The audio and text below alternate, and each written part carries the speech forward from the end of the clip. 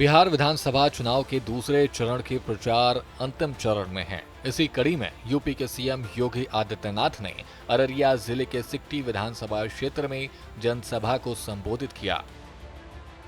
उन्होंने कहा कि पीएम नरेंद्र मोदी की अगुवाई में देश भर में गरीबों को फ्री राशन दिया जा रहा है। खाएंगे मंदिर वहीं, और राम मंदिर बन गया ना अयोध्या में, कोई संदेह है क्या? अब तो मंदिर बन गया है ना, भव्य राम मंदिर, दुनिया का सुंदरतम मंदिर, दुनिया का सबसे बड़ा मंदिर प्रभु श्री राम का अयोध्या धाम में बन करके तैयार हो गया है। रामलला विराजमान हो गए हैं।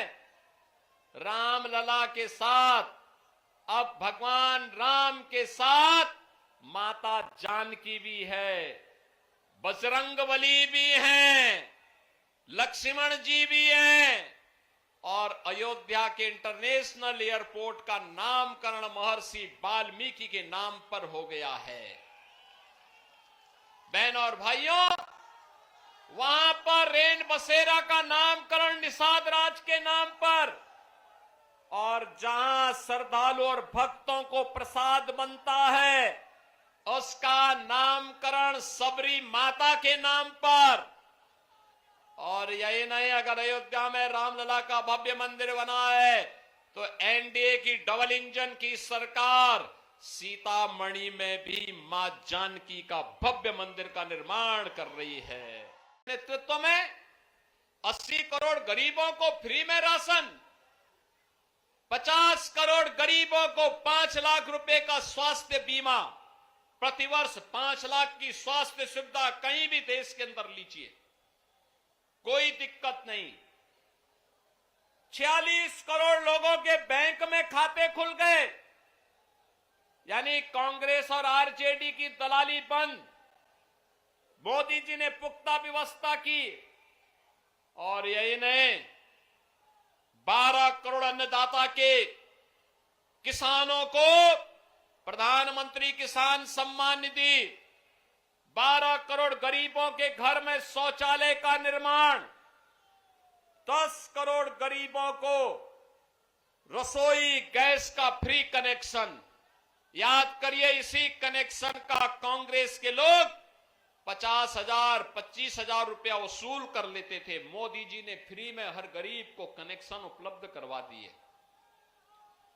बहनों और भाइयों, 4 करोड़ गरीबों को मकान दे दिए, 3 करोड़ गरीबों को फ्री में बिजली के कनेक्शन, अब बिहार में फ्री में राशन, फ्री में स्वास्थ्य की सुविधा, फ्री में बिजली का कनेक्शन, फ्री में जल का कनेक्शन, फ्री में शौचालय का निर्माण। इसके बाद नरपतगंज विधानसभा क्षेत्र में जनसभा को संबोधित करते हुए सीएम ने विपक्ष पर निशाना साधा। कहा कि कांग्रेस आरजेडी ने बिहार को लूटकर गरीबी की ओर ढकेल दिया।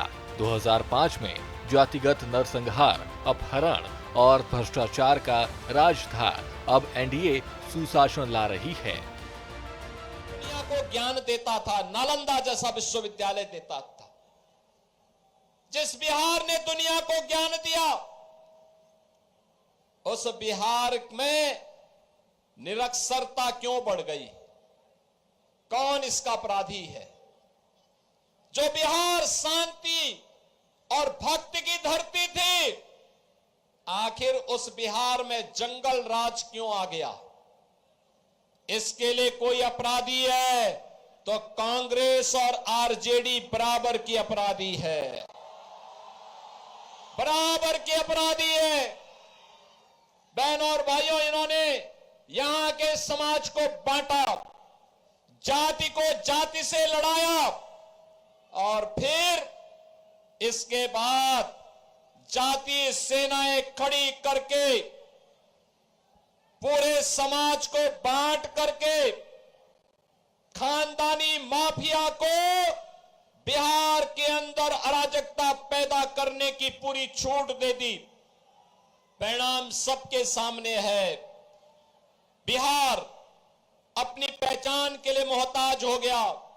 नौजवान की रोजगार चली गई, अन्नदाता किसान भूखमरी के कगार पर पहुंच गया, सरकारी खजाने पर लूट मचाए थे। सीएम योगी ने कहा कि विपक्ष अपराधियों को गले लगाता है, बिहार को फिर लूटने की साजिश है, जनता एनडीए को पूर्ण बहुमत देगी। नरपतगंज में भारी भीड़ जुटी, जय श्री राम के नारों से गूंजा। 2005 में नीतीश बाबू के नेतृत्व में एनडीए की सरकार बनी और पिछले 20 वर्षों में बिहार ने जो प्रगति की है, आज बिहार में क्या नहीं है? रोड की कनेक्टिविटी है, रेलवे की कनेक्टिविटी है, बिजली की व्यवस्था है, घर घर में शुद्ध पेयजल की व्यवस्था है। बिहार में अब मेट्रो का संचालन हो गया है। बिहार में अब एनआईटी है, आईआईटी है, एम्स है, आईएम है, मेडिकल कॉलेज और इंजीनियरिंग कॉलेजेस की एक लंबी श्रृंखला आज बिहार के अंदर है, जो समृद्ध बिहार बनाने के लिए सुशासन की सुदृढ़ नींव पर एक मजबूत आधार खड़ी हो चुकी है। और बहनों और भाइयों, आपने देखा होगा मोदी जी के नेतृत्व में पिछले 11 वर्ष के अंदर मोदी जी ने जो कहा वो करके दिखा दिया। याद करिए जब अयोध्या में श्री राम जन्मभूमि के लिए आंदोलन चलता था, तब राम भक्त कहते थे, बिहार के राम भक्त कहते थे, राम लला हम आएंगे मंदिर वहीं, राम लला हम आएंगे मंदिर वहीं। सिकटी नरपतगंज सभाओं में योगी का संदेश, मोदी की कल्याण योजनाओं से गरीबी मिटेगी, विपक्ष की लूट रुकेगी। ब्यूरो रिपोर्ट, सूर्या समाचार।